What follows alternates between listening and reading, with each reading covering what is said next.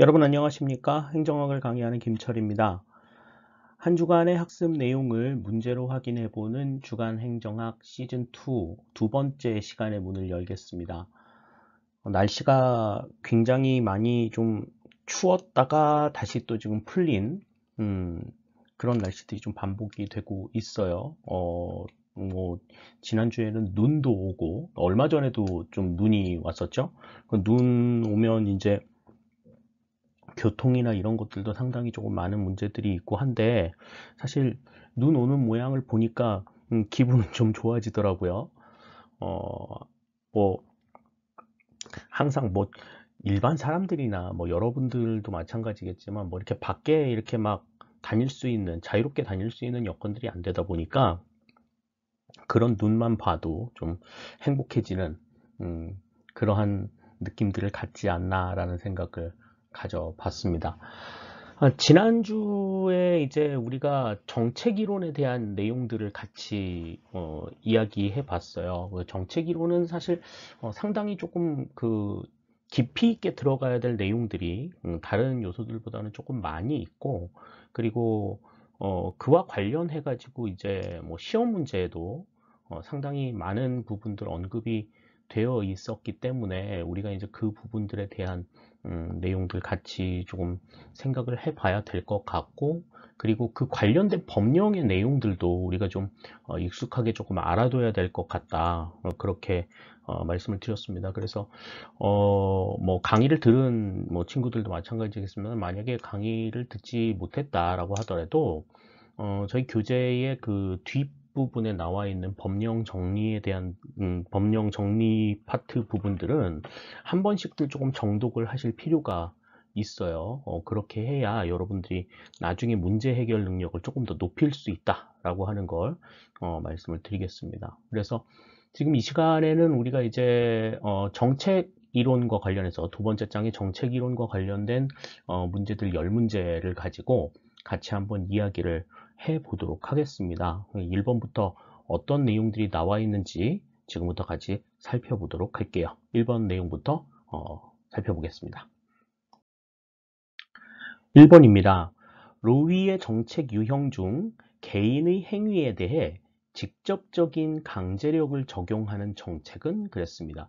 로위의 정책 유형, 그러면 이제 네 가지가 있다. 그렇게 말씀드렸죠. 분배 정책, 재분배 정책, 규제 정책, 구성 정책. 이렇게 이제 네 가지가 있다라고 우리가 알았었는데, 이제 거기에서 조금 더 이제 발전을 해서 그러면 로비가 어떻게 이 정책을 구분했는가 하는 것을 생각해 보자라고 얘기했었죠. 그래서 로위 같은 경우에는 이제 강제력의 적용 대상을 개인으로 볼 것이냐 아니면 사회 전체로 볼 것이냐, 또 강제력의 적용 방법을, 강제력 행사 방법을 직접적으로 볼 것이냐 아니면 간접적으로 볼 것이냐, 요걸 바탕으로 해가지고 정책을 구분을 했다. 이제 이렇게 설명을 드렸습니다.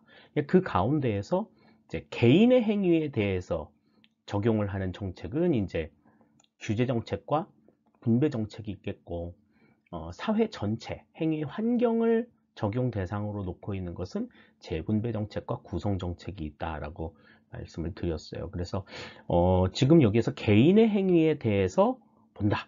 그러면은 규제 정책과 분배 정책, 1번과 3번 중에 이제 답이 나올 거다. 이렇게 우리가 생각을 하시면 되겠고요. 여기서 이제 직접적인 강제력을 적용하는 정책이다. 직접적 강제력을 적용하는 정책은 이제 규제 정책과 분배 정책 가운데에서 규제 정책이 해당이 되겠죠. 따라서 1번에는 정답이 1번이 정답이 되는 것 확인을 할 수 있겠습니다. 교재 내에 나와 있는 로이의 정책 유형 같은 경우에 어떻게 분류가 되어 있는가 하는 것들은 같이 한번 여러분들이 좀 생각하실 필요가 있어요. 특히 7급을 준비하시는 분들은 이러한 맥락의 내용들까지도 같이 조금 정리를 해 두시는 것이 무엇보다도 필요하리라는 생각이 듭니다. 1번 문제 1번이 정답이 되겠습니다. 2번 보겠습니다. 리플리와 프랭클린의 정책 유형 중 상대적으로 정책 집행의 성공을 보장하기 가장 어려운 정책은 그랬습니다. 그러니까 정책 집행이 성공적으로 이루어지기 좀 어려운 그러한 정책이 뭐가 있냐 하는 거죠. 일단 리플리와 프랭클린이 구분한 정책은 이제 분배 정책과 재분배 정책, 그리고 규제 정책을 이제 경쟁적 규제 정책과 보호적 규제 정책 이렇게 이제 구분을 했다. 이렇게 우리가 이야기를 하고 있죠. 그러면 이 가운데에서 이제 상대적으로 정책 집행의 성공을 보장하기 가장 어려운 정책에 대해서 보면 일단 분배 정책은 정책이 원만하게 집행이 될 가능성이 상당히 좀 높은 그런 측면들이 있죠. 그리고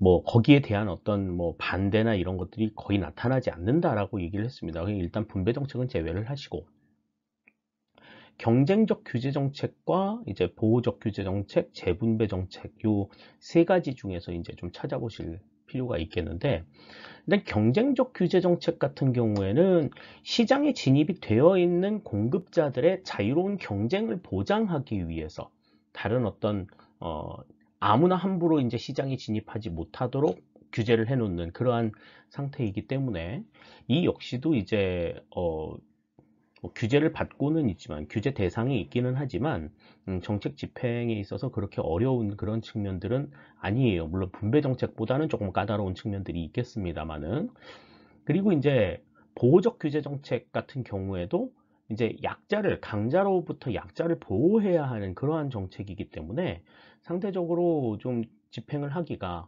그렇게 어려운 측면에 있는 건 아니다. 분배 정책보다는 못하지만 그래도 막 이렇게 저항이 심하거나 그렇지는 않다.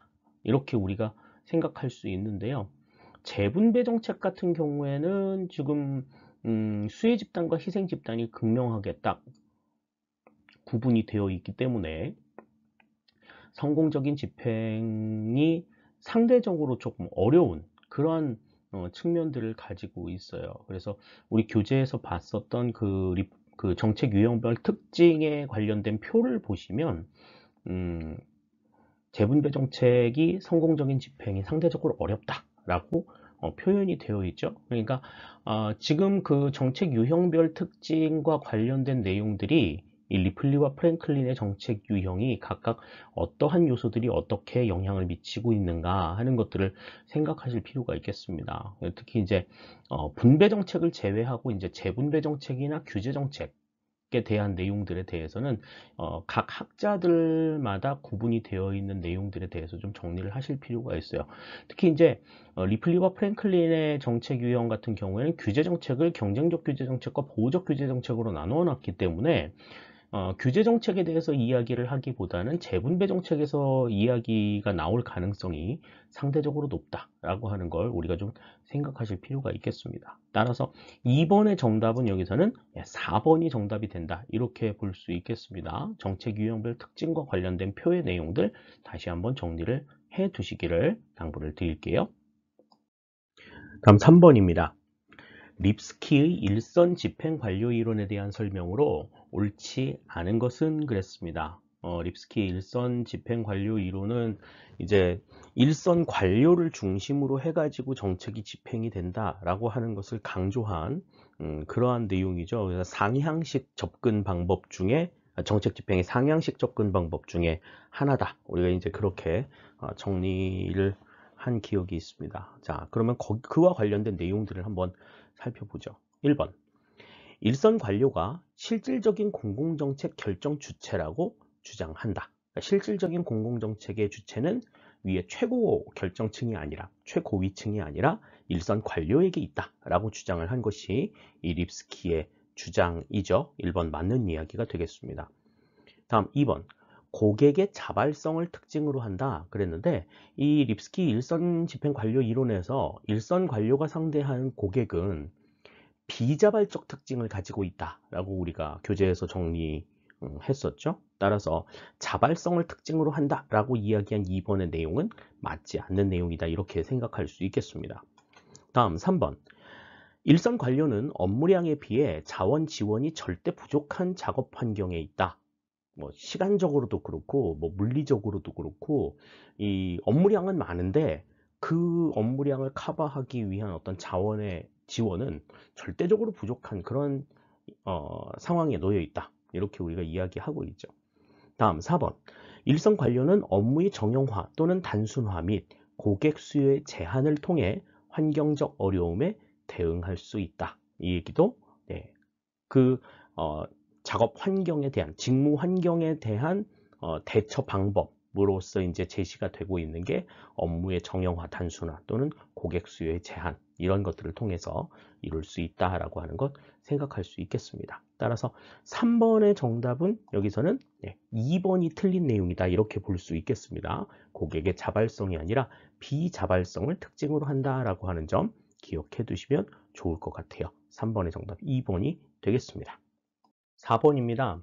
다음 보기 중 내적 타당성 저해 요인에 해당하는 것은 그랬습니다. 이 정책에 있어서 정책 평가에서 타당성에 대한 내용은 구성적 타당성, 통계적 결론의 타당성, 그리고 외적 타당성, 내적 타당성 이렇게 이제 네 가지가 있다라고 설명을 드렸어요. 이 내용은 이제 기본 시간, 기본 강의 마무리하고서 우리가 이제 확인 문제 풀 때 그와 관련된 문제를 같이 풀면서 한번 언급이 된 적이 있었죠.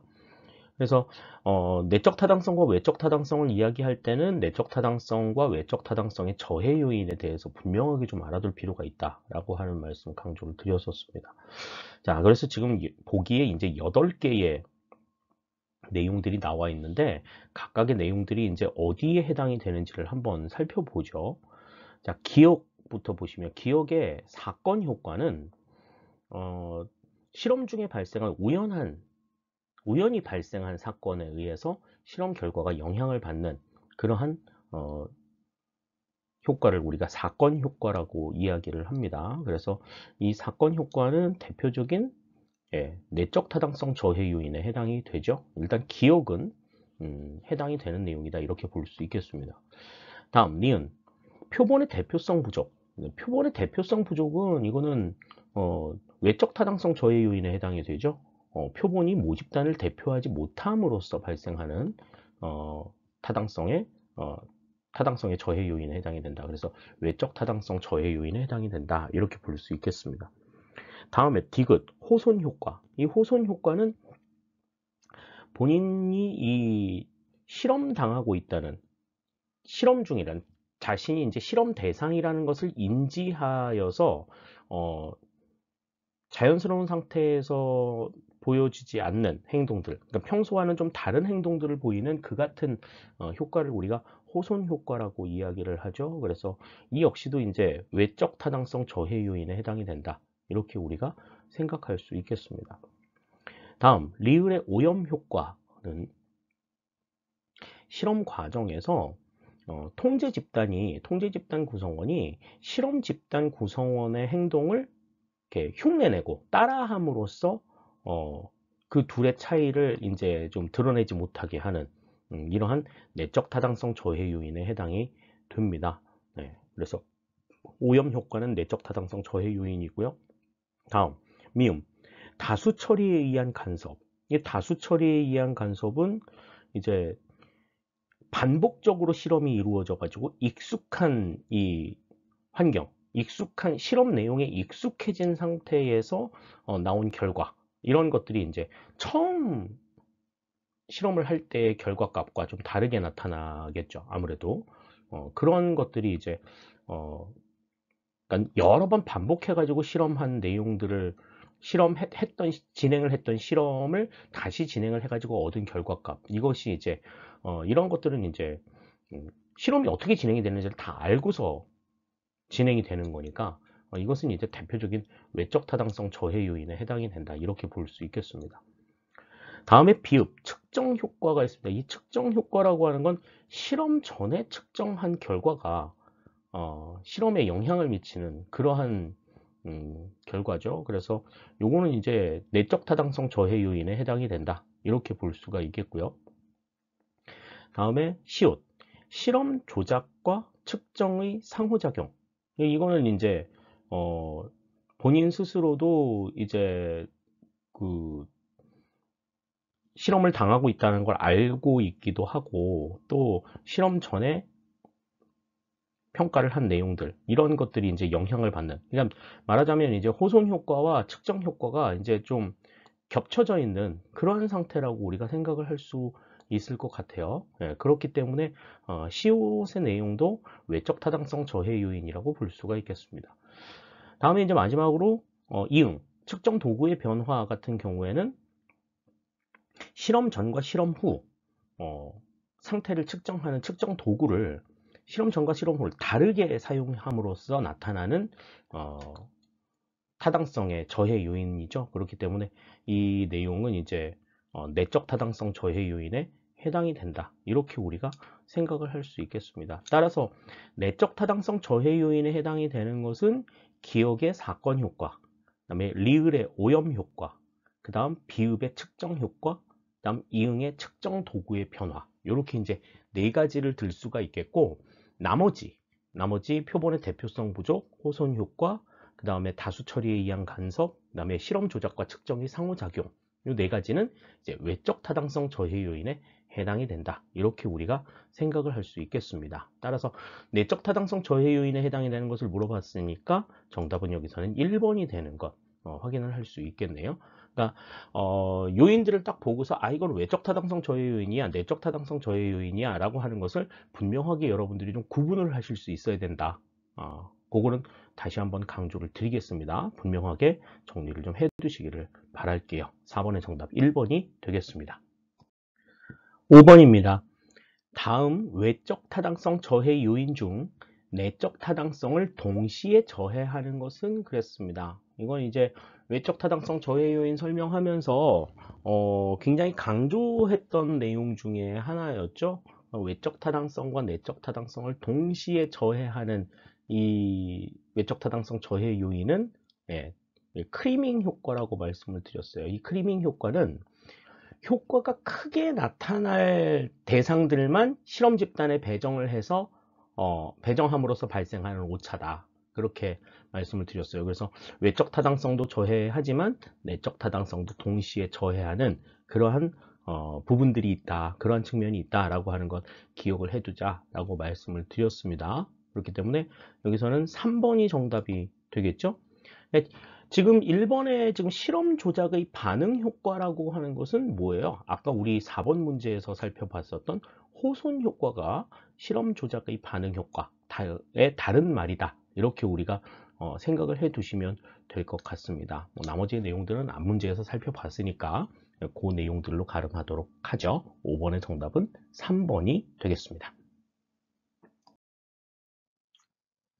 하재누리 행정학은 카카오톡 채널로 여러분들과 소통합니다. 지금 화면에 보이고 있는 QR코드를 촬영해서 하재누리 행정학 카카오톡 채널의 친구가 되어 주십시오. 공무원 시험을 위한 다양한 행정학 콘텐츠를 우리 여러분들 만나보실 수가 있습니다. 지금 우리가 함께 했던 주간 행정학은 물론 앞으로 살펴보게 될 여러 가지 기출 문제들에 대한 내용들도 또 수업에서 다루지 않는 여러 가지 행정학과 관련된 이야기들 카카오톡 채널에서 여러분들과 함께 나누도록 하겠습니다. 또 여러분들이 행정학을 공부하면서 궁금한 사항이라든지 또 질문하고 싶은 내용들 있으시면 카카오톡 채널 안에 대화창을 통해서 여러분들 질문해 주시면 성심성의껏 답변해 드리도록 하겠습니다. 여러분들의 많은 참여 기다리고 있을게요. 6번입니다. 행정규제기본법에 명시된 규제의 원칙에 해당하지 않는 것은 그랬습니다. 이제 법령에 대한 문제가 나왔어요. 그래서 행정규제기본법에 명시된 규제의 원칙, 행정규제기본법 제5조에 나와 있는 내용들이 있습니다. 그래서 6가지가 제시가 되었다라고 우리가 알고 있죠. 그래서 국민의 자유와 창의를 존중하고, 그다음에 규제를 하는 경우에도 그 본질적 내용을 침해해서는 안 된다. 이거는 이제 그 본질적 내용이라는 게 뭐라고 말씀드렸어요. 인간의 존엄성을 이야기한다고 그랬죠. 다음에 국민의 생명, 인권, 보건 및 환경 등을 보호해야 한다. 다음 네 번째는 식품, 의약품의 안전을 위한 실효성이 있어야 한다. 5번째, 규제의 목적 실현에 필요한 최소한의 범위로 규제하여야 한다. 6번째는 객관성, 투명성 및 공정성을 확보해야 한다. 이게 이제 규제의 원칙이다. 이렇게 우리가 법령에 행정규제기본법에 규정이 되어 있다. 이렇게 우리가 생각할 수 있겠습니다. 자, 그러면 그 규제의 원칙에 해당하지 않는 걸 고르래요. 1번부터 보죠. 국민의 자유와 창의를 존중해야 한다. 요거는 이제 첫 번째로 들어가는 내용이죠. 두 번째, 규제를 하더라도 그 본질적 내용을 침해해서는 안 된다. 그렇죠? 본질적 내용을 침해해서는 안 된다. 맞는 얘기고. 다음, 3번. 규제의 목적 실현에 필요한 최대한의 범위로 규제해야 한다. 그랬는데, 규제의 목적 실현에 필요한 최소한의 범위로 규제해야 한다고 이야기했다. 그렇죠? 아까 우리 규제의 원칙의 5번째 이야기할 때 그렇게 말씀을 드렸고요. 다음, 네 번째. 규제를 위해서는 객관성, 투명성 및 공정성을 확보하여야 한다. 그랬습니다. 네, 이 내용들 맞는 얘기죠. 그래서 지금 규제의 원칙에 해당하지 않는 것을 골라라. 그러면 여기서는 3번이 정답이 되는 것 확인을 할 수가 있겠습니다. 규제에 대해서 규제를 하려고 하면 어떠한 과정들을 거쳐야 하는, 어떤 원칙 아래서 이루어져야 하는가에 대해서는 여러분들이 다시 한번 그 관련 법령 읽어보시면서 정리해 두시면 좋겠습니다. 6번의 정답 3번이 되겠네요. 7번입니다. 정부 업무 평가 중 특정 평가에 대한 설명으로 옳지 않은 것은 그랬습니다. 정부 업무 평가 기본법이 있죠. 정부 업무 평가 기본법에 살펴보면 이제 정부에서 진행이 되고 있는 정책 평가에 대한 이야기들이 쭉 나열이 되어 있는 것을 우리가 확인할 수 있습니다. 그 가운데서 이제 특정 평가에 대한 설명으로 옳지 않은 걸 골라라 그랬는데요. 1번부터 보시죠. 특정 평가는 중앙행정기관과 지방자치단체를 대상으로 평가한다 그랬는데, 이 특정 평가의 평가 대상은 중앙행정기관에 한정이 됩니다. 지방자치단체는 대상에 포함이 되질 않아요. 1번이 틀린 내용인 것 같습니다. 다음 2번. 특정 평가의 주체는 국무총리이다. 이건 맞는 이야기죠. 그러니까 국무총리가 중앙행정기관을 대상으로 실시하는 평가가 특정평가다. 이렇게 우리가 알아두시면 될 것 같아요. 다음 3번. 특정평가를 시행하기 전 평가 방법, 평가 기준, 평가 지표 등을 마련하여 특정평가 대상 기관에 통지하고 이를 공개해야 한다. 그랬습니다. 이것도 맞는 이야기입니다. 다음 4번. 특정평가 결과에 대하여 위원회가 의결한 때에는 이를 특정평가 대상 기관에 통보하여야 한다. 그렇죠. 그러니까 평가 결과에 대해서 대상 기관에게 알려야 할 그러한 책임도 있습니다.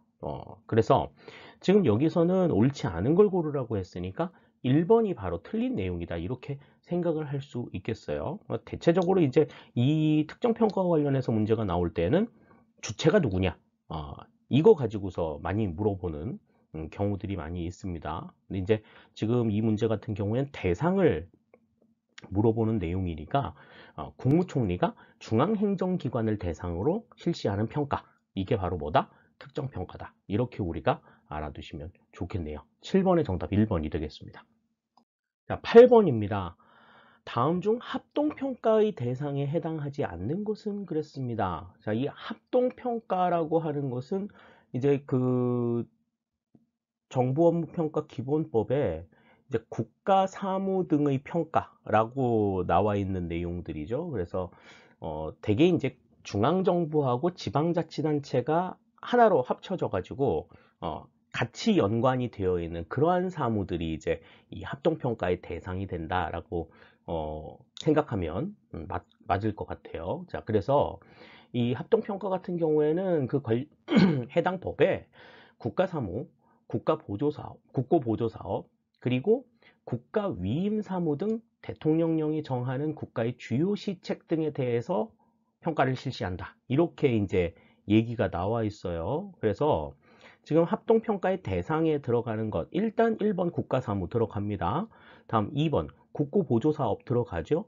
다음에 세 번째 국가위임사무 들어갑니다. 그죠? 국가위임사무 등 대통령령이 정하는 국가의 주요 시책이라고 얘기했으니까 여기는 이제 단체 위임 사무는 해당이 되지 않는다. 이렇게 우리가 볼 수 있겠죠. 그러니까 세 개는 이제 평가의 대상에 들어가겠지만 단체 위임 사무는 이제 해당이 되지 않는다. 이렇게 볼 수 있겠습니다. 따라서 8번의 정답은 4번이다. 이렇게 우리가 볼 수 있겠네요.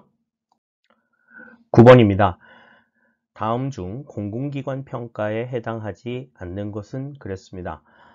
공공기관 평가에 대한 내용은 이제 정부업무평가기본법 22조에 나와 있어요. 그래서 공공기관 평가는 이제 공공기관의 특수성이나 전문성을 고려하고 평가의 객관성과 공정성을 확보하기 위해서 공공기관의 외부기관이 실시하는 평가를 우리가 이제 이야기한다. 그렇게 명시가 되어 있고, 각 이제 법률에 나와 있는 여러 법률들에 나와 있는 평가에 대해서 이것을 이제 공공기관 평가로 본다라고 해서 관련 법에 이제 8가지의 내용이 나와 있는데 7가지의 내용이 나와 있어요. 두 번째 내용이 이제 삭제가 됐으니까.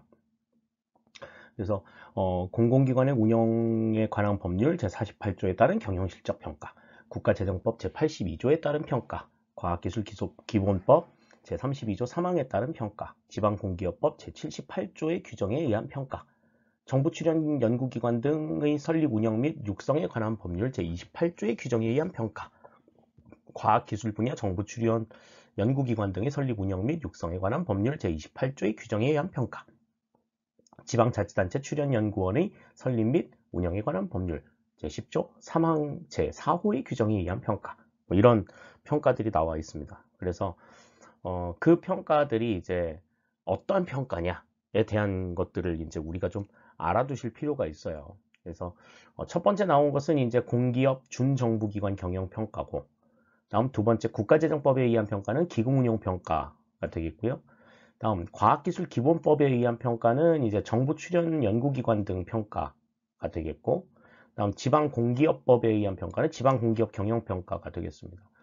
다음에 이제 다섯 번째, 여섯 번째 나온 정부 출연 연구기관 등의 설립 운영 및 육성에 관한 법률, 과학기술 분야 정부 출연 연구기관 등 설립 운영 및 육성에 관한 법률에 의한 평가는 이제 경제인문사회연구회 하고 국가과학기술연구회 산하의 연구기관들에 대한 평가를 이야기하고요. 그다음에 이제 지방자치단체 출연연구원에 대한 내용은 이제 지방자치단체 출연연구원 경영평가가 있습니다. 근데 이제 그러한 평가가 이제 공공기관 평가로 이제 규정이 되어 있어요. 거기에 해당이 되지 않는 걸 이제 고르라는 겁니다. 9번의 내용은. 1번의 지방공기업 경영평가는 해당이 되죠. 그죠? 지방공기업법 제78조의 규정에 의한 평가입니다. 다음, 기금운용평가는 이제 국가재정법에 의한 평가죠. 국가재정법 제82조에 따른 평가가 되겠고요.